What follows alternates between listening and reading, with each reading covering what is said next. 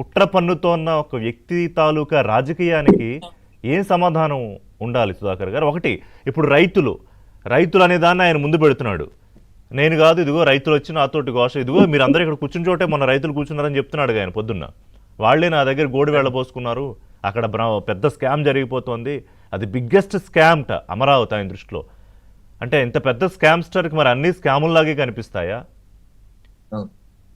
రిషి గారు, ఇక్కడ ఎంత తప్పుదావు అంటే, ఆయన ముందు వాళ్ళ పార్టీలో ఉన్నటువంటి కొద్ది మంది రైతులు కూర్చున్నా వాళ్ళు అడిగింది కూడా ఒకటేనండి, అమరావతి రాజధానిగా ఉండాలి, మా భూముల్లో నుంచి రోడ్లు తీసుకోండి, కానీ రోడ్లు పోయిన తర్వాత ఉండ మొత్తం భూమి మాకే ఇవ్వండి అని అడుగుతున్నారు.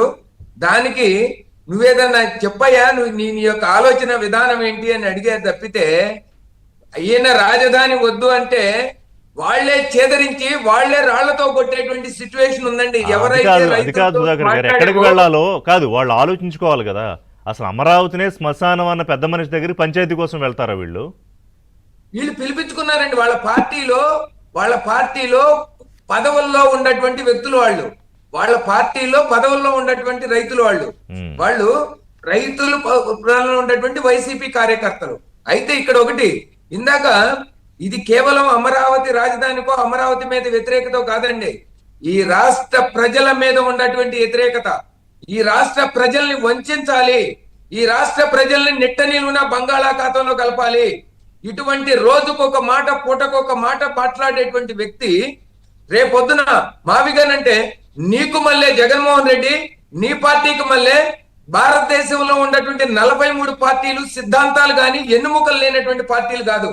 నువ్వు అనుకుంటున్నావేమో, నువ్వు నీలాంటి 100 మంది జగన్మోహన్ రెడ్డిలు వచ్చినా కూడా భారత పార్లమెంటు చేసినటువంటి అమరావతి అనే రాజధాని చట్టబద్ధతని నువ్వు కాదనలేవు. ఎందుకంటే ఇది ఏ ఒక్కడో, ఒక తెలుగుదేశం పార్టీయో, ఒక భారతీయ జనతా పార్టీయో, ఒక జనసేన పార్టీయో, ఒక కూటమి మాత్రమే అమరావతికి మద్దతు ఇవ్వాల.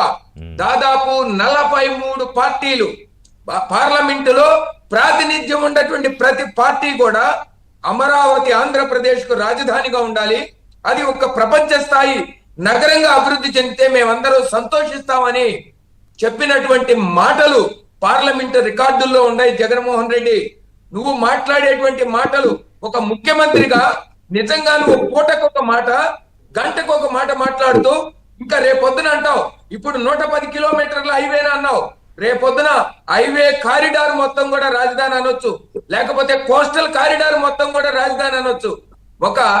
నీకు ఒక జ్ఞానం లేదు, కనీస పరిజ్ఞానం లేదు, తెలుసుకోవాలని లేదు. ఎప్పటికప్పుడు ప్రాంతీయ విభేదాలని సరే ఆయనకి కాదు, నాలెడ్జ్ లేకపోతే ఓకే. ఇప్పుడు రివర్ బేసిన్, రివర్ బెడ్ ఏదేదో అన్నాడు ఆయన ఈ టైంలో. సరే నాలెడ్జ్ లేకపోతే ఓకే, అది తెలియదు అనుకోవచ్చు. కానీ ఇది తెలియక చేసే మాట, తెలియక చేసే పనిలాగా అనిపిస్తోందా ఆయన ఈ రోజు మాట్లాడండి? ఇంతకు ముందు 3 రాజధానుల మీద ఏ విధంగా వెళ్తే 11 సీట్లు వచ్చినాయో, ఈ రోజు మావిగాను వర్సెస్ అమరావతి అంటున్నావు కదా.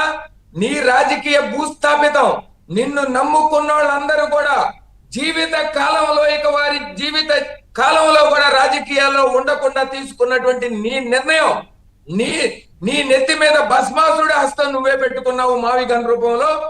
రాబోయే రోజుల్లో నీకు ఈ 3 సంవత్సరాల పాటు కూడా ఈ రాష్ట్రంలో ఉన్నటువంటి యువత, ఈ రాష్ట్ర అభివృద్ధిని కోరుకునేటువంటి అభివృద్ధి కాముకులందరూ కూడా, ఎవరైతే ఈ రాష్ట్ర ప్రజలు, ఈ రాష్ట్రం భారతదేశంలో గర్వించదగినటువంటి రాష్ట్రంగా ఉండాలని కోరికుండే ప్రతి ఒక్కళ్ళు కూడా నిన్ను నిత్యం నీకు రాజకీయ సమాధి కట్టడానికి నిరంతరం రాబోయేటువంటి 3 సంవత్సరాలు కూడా సంకల్పం తీసుకుంటారని మీ ద్వారా రాష్ట్ర ప్రజలందరికీ కూడా విజ్ఞప్తి చేస్తున్నా. మాణిక్యరావు గారు, ఒకటి నిజంగానే ఇప్పుడు సుధాకర్ గారు చెప్పినట్టు వాళ్ళ పార్టీ వాళ్ళే తల్లబట్టుకుంటున్నారు. ఏంటిది ఇప్పుడు దీని అంటే గతంలో మాట్లాడినప్పుడే డిఫెండ్ చేసుకోలేకపోయారు ఈ మావిగన్ అన్న అంశం మీద.